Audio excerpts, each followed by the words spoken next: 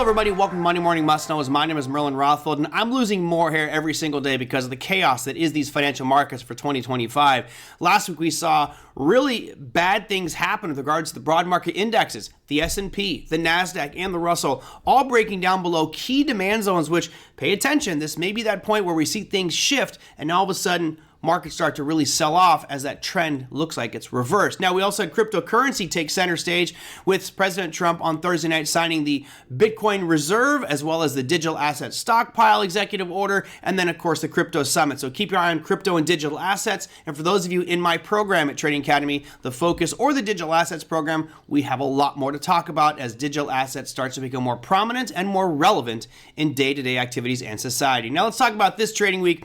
We'll start things off with your earnings calendar. It's a quiet week with regards to major names. I would say these are second or third tier companies reporting earnings, but we'll dive in. 513 companies to speak of. On Monday, we start things off with Oracle and Vail Resorts. Tuesday brings you Dick's Sporting Goods and Casey's General Store. Wednesday, we've got Adobe and Lennar. Remember, home builders have been absolutely crushed recently, citing the rising bond yields, which of course impacts a 30-year fixed rate mortgage. And on Thursday, we got DocuSign, Ulta, Dollar General. Finally, on Friday, keeping the EV tone going, the electric vehicle darling Lee Motors will be reporting earnings before markets open. Now let's shift back to the really important stuff. As we know, there's three main things that are driving this market. Number one is unemployment numbers, which we saw last week. Everything seemed okay there with regards to the employment data. Number two is going to be economic growth. That's slowing. We saw an atrocious forecast by the Atlanta Fed of negative 2.8% GDP. That's horrible. And then the third component is inflation, which many people, including myself, do feel we're going to see inflation get higher and higher and higher, particularly with the implementation of these aggressive tariffs. So what does the inflation scene look like for us here in the US? Well, let's dive into the Consumer Price Index, which happens on Wednesday at 8:30 a.m. Eastern Time. And as you can see, the past 4 months have been pretty ugly. We've gone up, up, up, up. We were down at 0.2, then 0.3, then 0.4. Now 0.5 is where we're sitting at. The expectations are that we're going to actually have a bit of a drop and go from 0.5 to 0.3, which would be very welcome from a market perspective. Right after that, on Thursday at 8:30 a.m. Eastern Time, we have the Producer Price Index, which right now is sitting at 0.4, and all expectations are we're going to see that drift down lower as well to 0.3.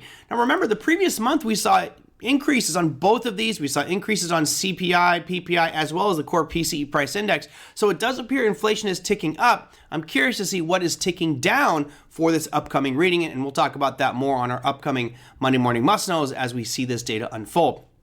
Now, I got one last piece for you here, and that has to deal with central banks. Not the U.S., but we do have our neighbors to the north. The Canadians will be coming out with a rate announcement on Wednesday at 9:45 a.m. Eastern Time. The Bank of Canada is expected to drop their rates by 25 basis points from 3% down to 2.75. And of course, the real fireworks tend to show up after that. The press conference happens Wednesday at 10:30 a.m. Eastern Time. And that, of course, is where those central bankers will be grilled, or at least the chairman of the central bank will be grilled with regards to what they think is going on with the Canadian dollar. Why did they choose to drop 25 basis points? What's going on with inflation and economy? All that good stuff. Now, if we want to take it one step further, for those of you who are currency traders, you've seen the Canadian dollar take a bit of a beating over the past few months against the US dollar.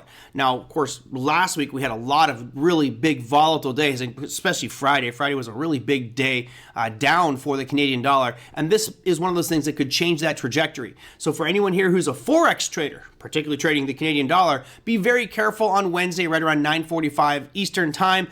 I expect a lot of volatility to happen. And of course, these markets are just going to continue to stay volatile because President Trump keeps doing a lot of wild knee-jerk reaction things like tariffs, and there's just so many pieces that are driving this market. It makes it very exciting times to be an active trader. If you want to learn more, join us for one of our classes at tradingacademy.com. That, my friends, is the Monday Morning Must Knows. We will see you next week.